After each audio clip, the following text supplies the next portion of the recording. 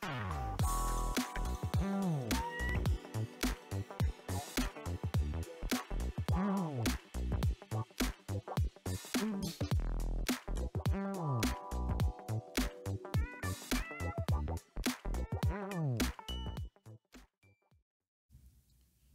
everybody, back again with another traditional video, traditional style, because I was doing the Libero coverage earlier, got a request. I believe it was Jeff Capital, who's a regular listener to our live.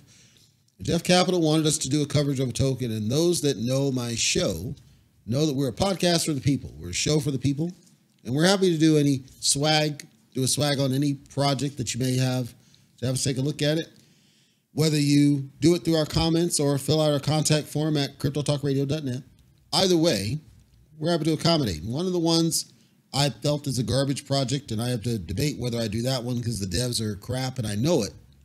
But this one caught my eye, Stacked Finance.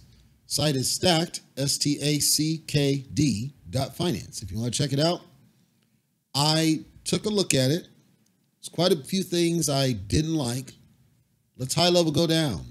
It's on the Binance Smart Chain, and it fancies itself as trying to increase security in cryptocurrency and address some of the basic security problems crypto has that everybody knows. And they're speaking outside the crypto bubble. They're speaking about real world use cases. There's Binance rewards, so they were talking about passives, and this will go straight to your wallet as you hold the token. I looked a little bit deeper. Here's where I started having an issue. So they gave this elaborate breakout for the tokenomics. They have a marketing wallet, that's fine. Private sale bothered me. Get back to it. Future hires bothered me. I'll get back to that. Stacked pre-sale, big, klaxons. Get back to that one. Team wallet, which is concerning only because of the future hires wallet, separate. Burn half at launch, everybody does that. Staking utilities, strategic partners and advisors, allocated to ensure that you can employ advisors. I like that they set aside money for advisors. Being a consultant myself, this is good, and I don't see many projects doing this. They usually commingle it with the marketing budget. Of course, everybody who knows this business knows they are two different things.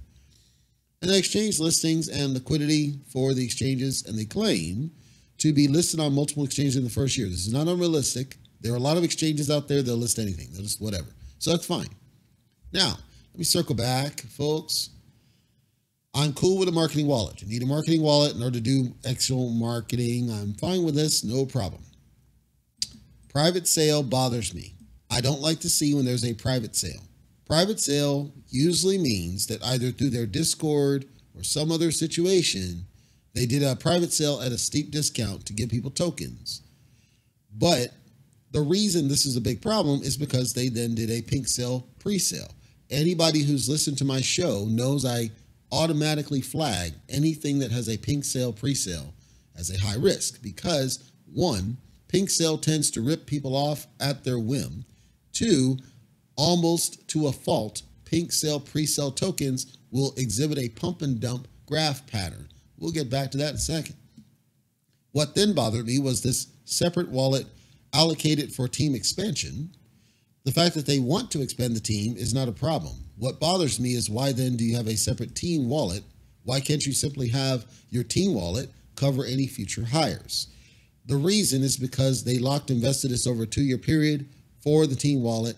I understand what they're trying to do, but then why isn't the future hires wallet locked to where nobody can touch it the same way that this one is? Do you see what I'm saying? Like, and it's only 1%, so it's not like a major, but I'm gonna get to why it might be a concern. I'm saying that if you're gonna lock one, why aren't you locking the other if it's for the same purpose, which is people? You don't really need it right away. So you could theoretically lock it. And it didn't look like they were using Everlock.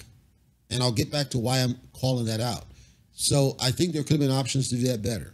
Regardless, they gave a roadmap, and the roadmap does give dates, and they called out different things. There's different utilities they're calling out. Unfortunately, they're going after NFTs. I understand, but anyhow, Q4, this bothered me. Secret asset drop bothered me. Diamond Hands platform's fine. Team expansion's fine, no problem. Centralized exchanges, that's fine.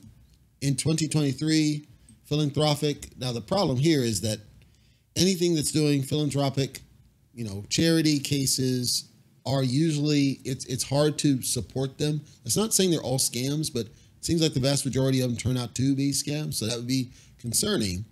And the reason I find it concerning is that I don't see a separate wallet for that purpose, unless they plan to take it out of the marketing wallet, but that's not philanthropic. So I don't know what that's all about. And then I hated seeing that they're going to talk about metaverse. It is what it is, no problem. Their white paper is not a PDF. That bothers me. It's not garbage get book, but it's a web page, which means they can edit it whenever they feel like it. And I don't like to see this. I don't have a problem with the content. They gave the who's and the whys and the what's. They talked about what they're doing at a high level. It's not the greatest. I would put it about a C in a grade scale because they're missing, if you're talking NFTs, I like to see samples of what you're talking about. I like to see the team in here, and that's not here. I think that there's just missing information. When they talked about the security information, though, because again, they position themselves as kind of the more secure version of cryptocurrency. No limits on wallet holding. That's kind of concerning because that means you can have whales. No limits on buyer transactions means you allowed pump and dump. That's kind of a concern. It says a limit of 0.2 circulating per cell. So allegedly, you're not going to be able to sell beyond a certain threshold. I'm going to get to why this is a problem in a moment. KYC, contract, doxed, and services. And then they generically say the team. And then you have to go here to team to see the people. I was cool with the fact that Mr. Sebastian, that's not his last name, but Sebastian, he's a CEO. Apparently I think it's his current job, works at some recycling company. He's not the boss. He doesn't own it. He's just a regular worker and had an interest in cryptocurrency and so decided to do this. Jackson, he apparently is associated to Polygon in some way with validation. So he has what appears to be more background in cryptocurrency than Sebastian does. That's fine.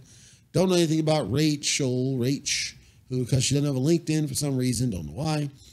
The rest of the people don't have LinkedIns. They don't have last name. None of them have last names. That bothers me a little bit because some of this might be stock footage, like Graham. I'm assuming it's stock footage. Can't prove it. But again, it would be nice to have LinkedIn accounts for these people so that you can verify who they are. If you're going to introduce them like this, let's verify they're real people. That's a personal pet peeve. I looked at the audit. It's done by InterFi. I don't rate InterFi. Same with the KYC, and I don't like KYC done by the same firm that did the audit. I have a personal pet peeve about this. Now, do you want to see the fun stuff? I said back in the tokenomics business, let's go back to tokenomics. I don't like PinkSale pre-sales, and I don't like private sales. And when you tell me in your white paper that you don't have, allegedly, you don't have limits on wallets hold, limits on buys transactions, and that there allegedly is a limit on sells, I'm then curious why your graph does immediate pump and dump and it's never recovered. And your volume's at an all-time low. This isn't to bang on them. I'm saying that something isn't the truth, because if it's true that you have these limitations on sells, it apparently ain't working. And if it's true that you have limits on how much people can hold, why do I see that people can literally, because you don't have a limit on buy, but you say you have a limit on hold. Okay, that's contradictory. This wallet, which doesn't appear to be a bot, could be a contract wallet. That's possible. But then why does the contract wallet need to purchase this much? And that wallet's purchased quite a bit of the supply. I don't know what that means. I'm not looking any deeper. This is a swag, not a deep dive. But 10 BNB, so thousands and thousands of, even if I ignore this one, thousands and thousands worth, and tons of tokens. And again, why did I see that there was this immediate pump and dump possible, fresh out of the gate, and significant dumps thereafter? Lots. So something doesn't add up. I don't know what that is. I don't have an answer on that one. All I'm saying is that something ain't right if it's true that you do have these mechanics. Either they ain't working or you don't have those mechanics. And then, yeah, that's bad. So my summary thoughts on stacked finance: I like that there are people, real people. I like that they don't appear to force you to tell a scam. I like that there's a LinkedIn and LinkedIn profiles to access. I conceptually like what they're talking about, but I never rate project that does PinkSale pre-sale because they follow pump and dump. And those projects generally seem not to be able to recover. See Crypto Vault for an example. It seemed like they had the right idea. I wish they hadn't done the PinkSale pre-sale. I think that hurt them. I wish they hadn't done the private sale. I know it says locked invested. That makes it even worse because the ones that weren't locked invested, the PinkSale pre-sale, there were more tokens in that apparently weren't locked invested. So then that means that those, if that was able to dump like that, imagine when these actually do unlock and they unvest. Well, the problem is that means this one has no hope unless you're able to get some significant buy pressure. And even in a bear period, certain tokens that have done a short launch with a pretty constrained supply, this only has 20 billion tokens total. Even in those, you usually are not seeing this level of crap, this fresh out the gate. Like, it's really unusual. I'll give them credit for one primary thing. And it's probably it's a standout, and it makes me feel like I wish that they had not done the PinkSale because I think that hurt them. The one thing that that stands out to me, well, two things. They're using Everswap. They're on the Everswap. So they supported Everswap. But that raises the question why they didn't get on the Everlock for all the liquidity pools. If they did, I don't see it. And it should be on your site if you did. I don't see that you did. I would have gotten on Everlock for all the liquidity pools, and that would have mitigated, I think, a lot of the concerns I had about using liquidity pools improperly or any of that kind of stuff. Just a personal opinion. Other than that, like, that's the greatest thing I see stand out is the fact that they use Everswap for their business, because using Everswap cleans up the need to create your own D-app and get on something that's time-honored. Plus, you can do a lot here. Their contract has a lot of functions in here that are pretty good. So they do buyback and burn. So they send it to the dead wallet. So that's good. So again, it seemed like they had the best of intentions. It feels like just that PinkSale pre-sale killed it. From my surface level opinion, thoughts on this guy. Stacked Finance, STACKD.finance. If you want to check out the website. Again, it's not in a good spot right now from the price movement, because it had the pump and dump because of the PinkSale pre-sale and people dumping off the business. So I'm not wishing them ill at all. It seems like they have the best of intentions in the way they built it, at least. It seems like they're serious about it. I don't see that they're scammers or anything. I just think they made some bad decisions up front. And then the unfortunate truth is that I don't even see that they could recoup from it unless they can figure out their marketing campaign and do something really aggressive. But with the tokenomics I see, I don't see it's that appealing. Or they'd have to do a V2, which I don't recommend, but I'm saying something like that. Or they'd have to implement some sort of a burn, like a true burn mechanic, and get rid of some excess supply, something that offsets what happened. I think that the launch strategy wasn't good because it put them in a bad spot. And it's just the nature of how we are in crypto right now, that everybody is just looking for that pump and dump opportunity. And whatever mechanics they did to stop sales didn't really work or didn't work well. My guess is that people had multiple wallets, did the pre-sale of multiple wallets, and then just dumped them separately to bypass that mechanic. That's my theory. Stack.finance on the Binance Smart Chain if you want to check that out.